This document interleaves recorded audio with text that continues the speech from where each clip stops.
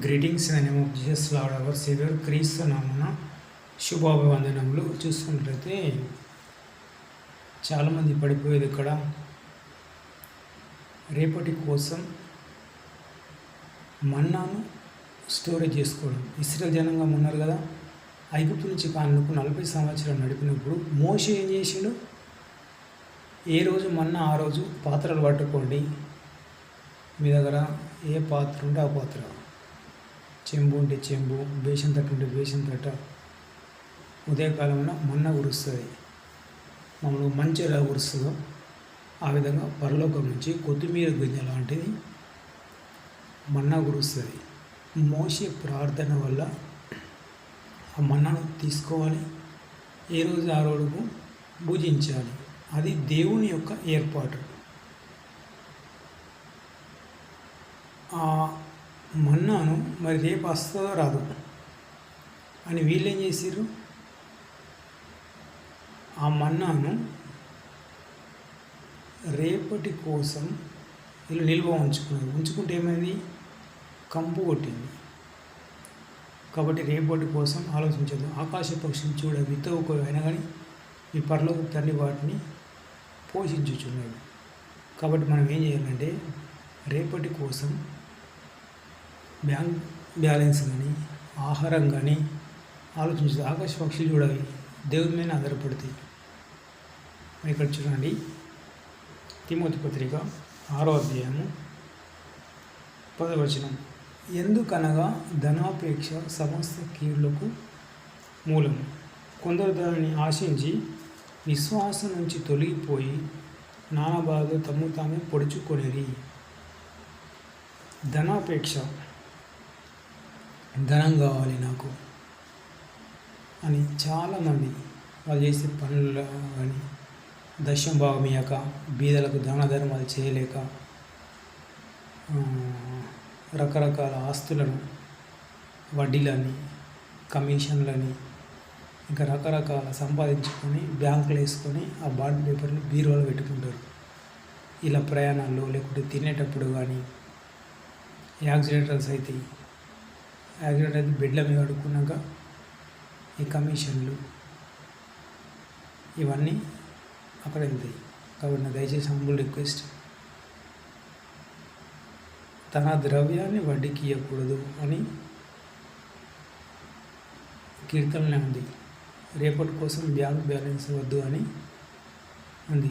ఎవరైనా వీసా ధర్నా చేసిన, ఇంకా కమిషన్లు చేసిన. ఎందుకంటే నా ఆత్మీయ జీవితంలో ఫైనాన్షియల్ క్రైసిస్ ఆ టైంలో చాలా కష్టాలు, ఇబ్బందులు, ఇరుకులు ఉండేవి. అప్పుడు నాకు ఉద్యోగం పోయింది. మోకాల్లోని 2-3 రోజులు ఉపవాసం ఉండి బాగా కన్నీటి గార్చినప్పుడు దేవుని స్వరం ఏమని మాట్లాడి, ఇప్పుడు నేను స్టడీ చేస్తున్నప్పుడు మా నాన్నగారు మేము వీసాలు ఇచ్చేవాళ్ళు. హన్మకొండ అనే ప్రాంతం నుంచి సందాన్ అనే వ్యక్తి పోస్ట్లో పంపితే ఆ పోస్ట్లో తీసుకుపోయి ఆ కవర్ని తీసుకుపోయి ఇంకో ఇంట్లో ఇవ్వడమే. ఇమిగ్రేషన్, ఫ్లైట్ టికెట్ అన్నీ వాళ్ళు వేసుకుంటారు. ఇచ్చినందుకే అందులో కమిషన్ వచ్చేది. ఆ కమిషన్ దేవుడు అక్కడ మాట్లాడాడు, అవి తీసుకోవద్దు. ఎందుకంటే మోషే ధర్మశాస్త్రం ఏం చెప్తుంది? మోషే 11 నీ పొరుగు వారిని ఆశింపకూడదు, ఆశిస్తే వెంటనే ప్రార్థన చేయండి, మెండైన దీవెనలు. యోబు ఏం చేశాడు? ఇతరులను ఎక్కువ దీవించాడు. కాబట్టి మీరు కూడా ఎక్కువ దీవించండి. కాబట్టి మీరు కమిషన్స్ కానీ, వీసాలు కానీ, ఇంకా రకరకాల సీక్రెట్ ఏజెంట్ కానీ ఇవన్నీ క్రీస్తు న్యాయపీఠం అయితే లెక్క అప్పచెప్పాలి. చూసి ఇక్కడ ధనము సమస్త కీళ్లకు మూలము అని పరిశుద్ధ గ్రంథం చెప్తుంది. అదేవిధంగా దైవజనుడు నీవైతే వీటిని విసర్జించు, వాటిని వదిలేసి నీతిని, భక్తిని, విశ్వాసమును, ప్రేమను, ఓర్పును, సాత్వికము సంపాదించుకునేందుకు ప్రయాసపడును. నీతి ఉండాలి. నీతి అంటే ఏ నీతి? శాస్త్ర నీతి, పరిశీలన నీతి కంటే అధికం కాని యెడల మీరు పరలోక రాజ్యం ప్రవేశింపలేరు అంటాడు. కాబట్టి శాస్త్రులు, పరిశీలన కంటే మన నీతి అధికంగా ఉండాలి. క్రైస్తవం అంటేనే ఇదొక ఇరుకు మార్గం. అంటే చాలా కష్టాలు, ఇబ్బందులు, ఇరుకులు, శ్రమలు అన్నీ ఉంటాయి. వీటన్నింటినీ జయించుకుంటూ ముందుకెళ్ళాలి. అదేవిధంగా భక్తిని, విశ్వాసం. అబ్రహాం ఎవరు? విశ్వాసులకు తండ్రి. అబ్రహాం లాంటి విశ్వాసం ఉందా చాలామందిలో? ఇప్పుడు అబ్రహామును ఉన్న ప్రాంతంలో అది వదిలిపెట్టి కారణకు కాలినడకతో వెళ్ళమంటాడు. వెళ్ళాడు. విశ్వాసంగా నీ కొడుకుని బలి అర్పించాలంటే ఇస్సాకును కొండ మీద తీసుకెళ్ళి బలి అర్పిస్తాడు. కానీ అప్పుడు దేవుడు స్వరంతో ఆ గొర్రెపిల్ల చూపిస్తే గొర్రెపిల్లను వధించి ఇస్సాకును సంతానం ఈ విధంగా అయింది. మరి ఇక్కడ చూడండి, ఓర్పు, సాత్వికం. సాత్వికం అంటే మోషే మిక్కిలి సాత్వికుడు. మోషే లాంటి సాత్వికుడు పుట్టలే, భవిష్యత్తులో పుట్టబోదు. కాబట్టి మీకు ఎంత సాత్వికమైన ఉంటే అంత మంచిది. మోషే సాత్వికం అంటే దేవుని ఆజ్ఞకు లోబడ్డాడు. మోషే నేను చెప్తున్న ప్రాంతంకు ఐగుప్తులో నా జనాలు ఉన్నారు, బానిసలుగా ఉన్నారు. వాళ్ళకి ఇటుక బట్టలు కడుతున్నారు, కూరగాయలు వండిస్తున్నారు, వాళ్ళకి అన్ని పనులు పెట్టి చాకరీ చేస్తున్నారు. వాళ్ళని బానిసల నుంచి విడుదల చేయమంటాడు దేవుడు. చెప్పినప్పుడు పోయి వాళ్ళని విడుదల చేస్తాడు. చేసినాక ఎర్ర సముద్రం 2 పాయలైనాక ఎర్ర సముద్రం నుంచి నడిచినప్పుడు కూడా మోషే మీద సనుక్కుంటారు. మాకు ఇంకా కూరగాయలు లేవు, టమాటాలు లేవు, వంకాయలు లేవు, రకరకాలు లేవు అన్నప్పుడు మోషే సాత్వికుడు. ఇటు దేవునికి, ఇటు ఇశ్రాయేలు జనాంగం 6,20,000 మందికి. అసలు ఒక కుటుంబంలో 4-5 ఏలడానికి ఉన్న ఒక కుటుంబ యజమానికి తల ప్రాణం దొరకొస్తుంది. కానీ 6,24,000 ఒక్కొక్కరు ఒక్కొక్క ప్రశ్న ఇస్తారు. అయినా వాటి అందరికీ జవాబిస్తూ మనం ప్రామిస్ లాంటి వెళ్ళాలి, వాగ్దానం భూమి, కానానకు కాలినడకతో నాతో రండి. నీకు పగలు ఎండ దెబ్బ అయినా రాత్రి ఎండ దెబ్బ తగలకుండా దేవుడు తోడుగా ఉంటాడు. పగలు మేఘస్తంభం, రాత్రి అగ్నిస్తంభం. వాళ్ళ పని ఏంటి? నడుచుడే. వాళ్ళకి ఇక వేరే పని లేదు. 40 సంవత్సరాలు వాళ్ళకు ఒకే డ్రెస్సు, వాళ్ళకు బ్రష్ లేదు, పేస్టు లేదు, వాళ్ళకు అక్కడ వస్త్రాలకు ఉప్పు తేలది. ఎందుకంటే అది దేవుని యొక్క ఏర్పాటు. అంతా చూపించాక కూడా వీళ్ళు అవిశ్వాసం చేత చాలామంది రాలిపోతారు. కాబట్టి ఇక్కడ సాత్వికం అనేది ఉండాలి. మోషే సాత్వికం. మోషే మిక్కిలి సాత్వికుడు. పుట్టలేడు, భవిష్యత్తులో పుట్టబోడు. ఎందుకంటే మోషే అంత దివ్య సుందరుడు, సాత్వికుడు. మోషేని సాత్వికుడు పుట్టలే, భవిష్యత్తులో పుట్టబోడు. అంత ఓపిక గలవాడు. మరి అతడే కరోనా చేరుకోలేకపోయాడు. ఎందుకు?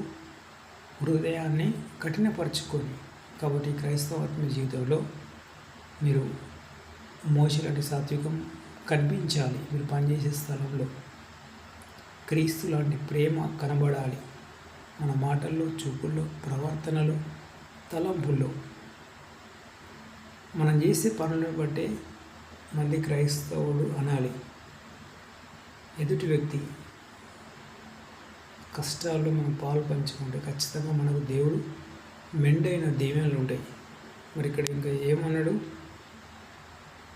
విశ్వాస సంబంధమైన మంచి పోరాడము నిత్య జీవనం చేపట్టడం, దాన్ని పొందుటకు నీవు పిలువబడి అనేక శ్వాస ఎదుట మంచి ఒప్పుకొంటివి. కాబట్టి మనం ఇక్కడ ఏం చేయాలంటే ఎక్కువగా ధనాపేక్ష వదలాలి, విశ్వాసం కలిగి ఉండాలి, సాత్వికం కలిగి ఉండాలి, ప్రేమ కలిగి ఉండాలి. ఇవన్నీ కలిగి ఉంటేనే ఖచ్చితంగా మనం ఎదుగుతాం ఆత్మీయంగా అన్నిట్ల విషయంలో. ఓకే, మరి ఎదగండి, ముందుకెళ్ళండి, ఫలించండి. God bless you. Have a nice day. మరి మన క్షేమం కోసం ప్రేయర్లో జ్ఞాపకం చేసుకోండి. మోకాళ్ళ నొప్పులు నాన్నగారి పేరు రాజన్, మరి తమ్ముని పేరు మోహన్.